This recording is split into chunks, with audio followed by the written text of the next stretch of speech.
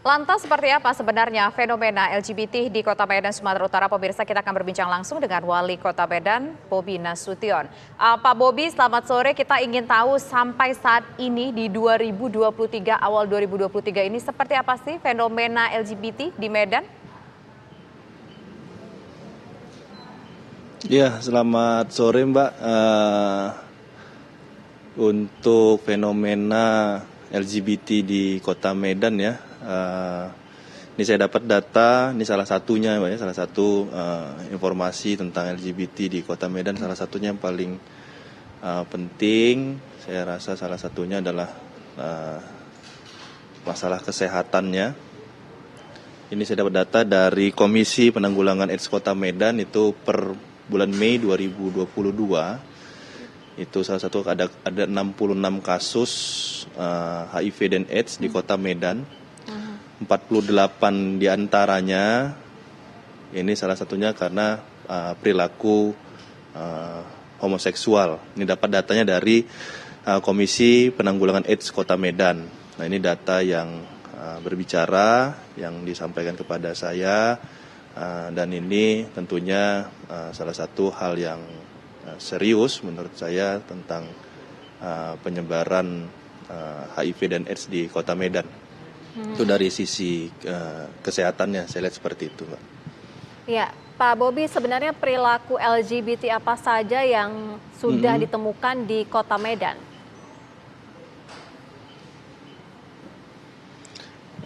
Sebenarnya perilaku LGBT di Kota Medan sebenarnya sejauh ini kita lihat untuk kita masa pemantauan memang masih banyak hidden activity ya kita lihat ya di Kota Medan, karena seingat saya beberapa waktu ke belakang atau beberapa tahun ke belakang itu pernah ada juga pada saat rame-ramenya masalah pembahasan tentang LGBT ini di Medan pernah ada ketemu juga itu tempat pijat ya, anti pijat tapi khusus untuk LGBT ini memang beberapa tahun yang lalu.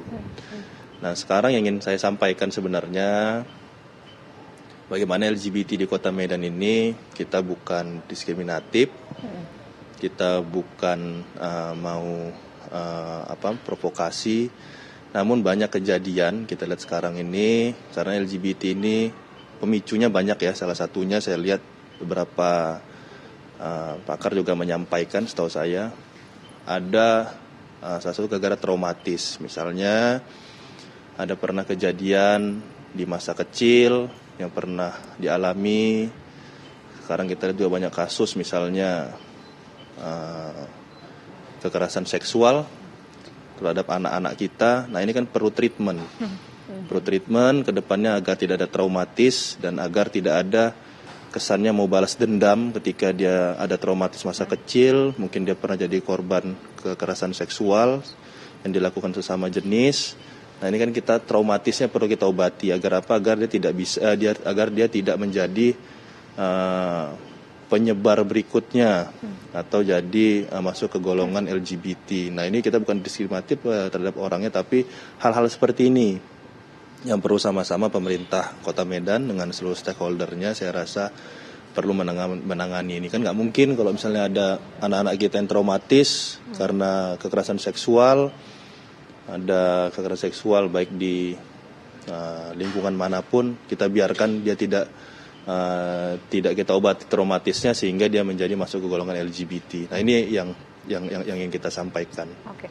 Pak Bobi, ini kan artinya adalah langkah ataupun upaya yang akan dilakukan oleh pemerintah untuk menangani kasus LGBT ataupun juga orang yang potensial untuk jadi LGBT.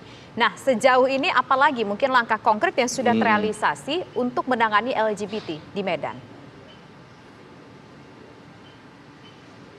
Ya, tadi saya sampaikan ya sebenarnya di LGBT di Kota Medan ini pasti banyak yang ada activity, tentunya pemerintah itu perlu bekerja sama, kolaborasi dengan seluruh stakeholder, dengan kegiatan-kegiatan yang positif tentunya kita untuk sambil mengkampanyekan, bukan mengkampanyekan secara tegas tidak boleh ya selama ini kita, tapi kita mengajak sama-sama dengan kegiatan-kegiatan yang positif.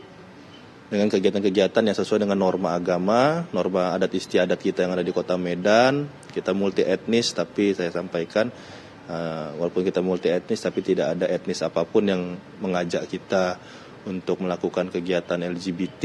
Justru kita mengajaknya dengan kegiatan-kegiatan positif. Kita hari ini mungkin Indonesia katanya bonus demografi yang akan membawa kita menjadi negara besar. Nah, kalau banyak LGBT, bonus demografi nggak akan tercapai karena bonus demografi ini kan karena tentunya perkawinan antara laki-laki dan wanita itu. Iya. Pak Wali Kota, kalau berbicara mengenai demografi artinya juga berkaitan dengan kultur. Lalu bagaimana dengan kultur di Medan termasuk dengan kaitan dugaan LGBT? Iya, tadi saya sampaikan kultur kita di sini, adat istiadat kita nggak ada yang mengajarkan atau mengarah ke sana pun saya rasa nggak ada. Makanya yang kita tanamkan sekarang adalah bagaimana etis budaya kita tanamkan dengan sebaik-baiknya, kegiatan-kegiatan positif, baik itu seni, budaya, sport, dan yang lain-lain. Ini kita tanamkan kepada anak-anak muda kita. Karena tadi saya bilang kalau hal ini sampai berkembang terus, tentunya nilai positif dari apa yang kita punya hari ini bisa tergerus itu.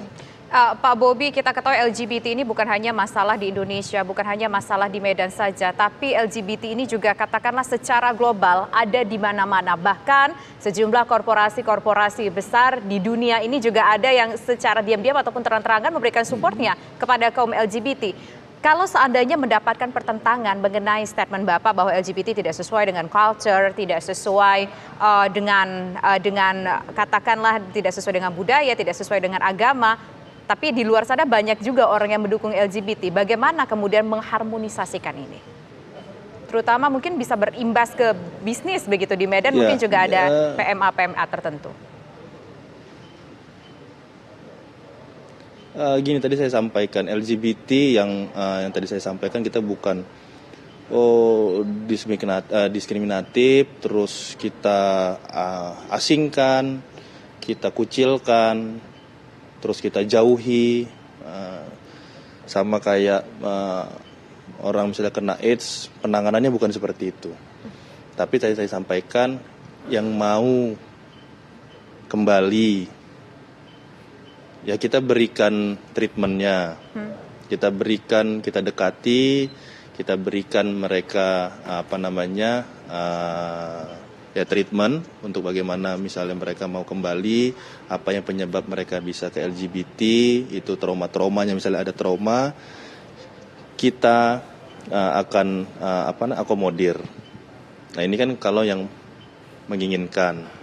Pak Bobi, kalau seandainya nggak ada yang menginginkan, nggak boleh. Ya, Pak Bobi, tapi kan kita tahu bahwa mungkin LGBT ini juga ada kaitannya dengan kondisi. Kita tahu bahwa LGBT ini mungkin ada kaitannya dengan lingkungan. Bukan hanya mungkin trauma psikologis saja, tapi banyaklah faktor-faktor lainnya. Jadi kalau seandainya mereka tidak mau dibawa ke jalan yang seharusnya sesuai dengan budaya dan juga norma-norma agama, maka ya sudah, itu urusan mereka. Begitu ya Pak Bobi?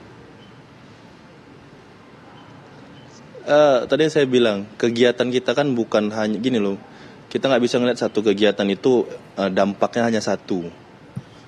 Kita hari ini Kota Medan, kita ajak seluruh kegiatan anak-anak muda kita ajak seluruh lapisan elemen masyarakat kita untuk berkegiatan yang masif untuk mengajak bisa seluruh. Contoh tadi saya sampaikan, kita membuka selebar-lebarnya hari ini kepada anak-anak muda untuk kegiatan seni budaya.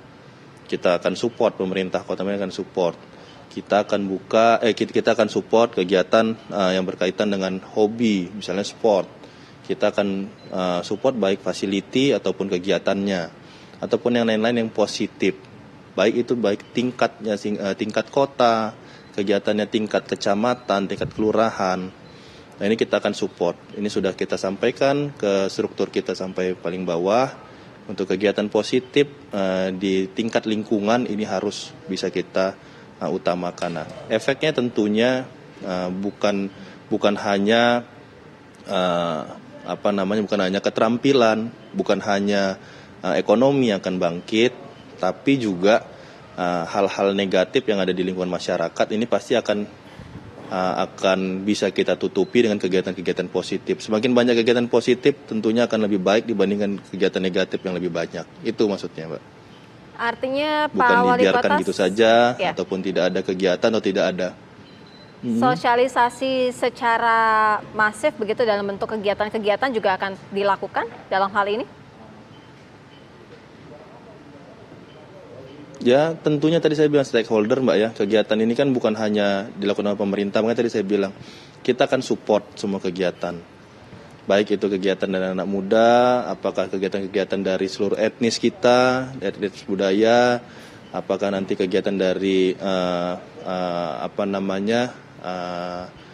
dari lintas agama kita, kegiatan-kegiatan keagamaan. Nah, ini kan kita support. Ini tentunya pesan-pesan yang ada di dalam sini pasti tidak ada pesan yang untuk mengarahkan kita ke LGBT. Justru pesan yang disampaikan ini bagaimana kita bisa menjadi sumber daya manusia yang baik, yang unggul, dengan tetap bertumpu kepada adat istiadat kita.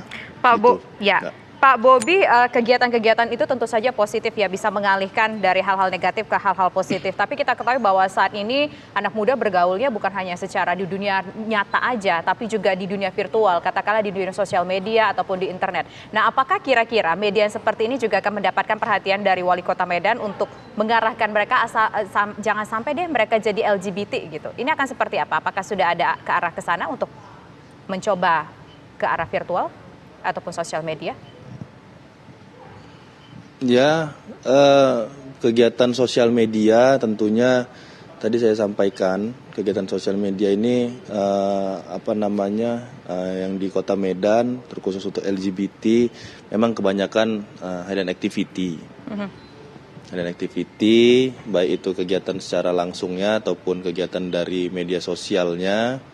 Nah, ini tentunya hal-hal seperti ini saya sampaikan tadi ini perlu kerjasama stakeholder dari seluruh lapisan yang ada di Kota Medan, baik pemerintah ataupun stakeholder yang lainnya. Tentunya untuk memantau seperti ini bukan hanya pemerintah saja, pemerintah Kota Medan, tapi kebersamaannya, gerakannya ataupun kegiatannya ini yang harus bisa kita sama-sama sepakati, sama-sama kita kita buat kegiatan secara bersama. Tadi saya sampaikan bukan mendiskriminatifkan, tapi mengajak. Nah, ini bedanya. Bukan mendiskriminatif, tapi kita harus mengajak. Karena misalnya LGBT yang ada di Kota Medan, ya kalau mau kita, kalau bahasa Mbak tadi kita sembuhkan, ya yuk kita sembuhkan bersama-sama dengan cara yang lebih kebersamaan untuk sama-sama bisa kembali lah, Mbak katakan tadi kita kembali ke jalannya. Baik, terima kasih Pak Bobi Nasution selaku Wali Kota Medan, Sumatera Utara. Selamat petang. Terima kasih.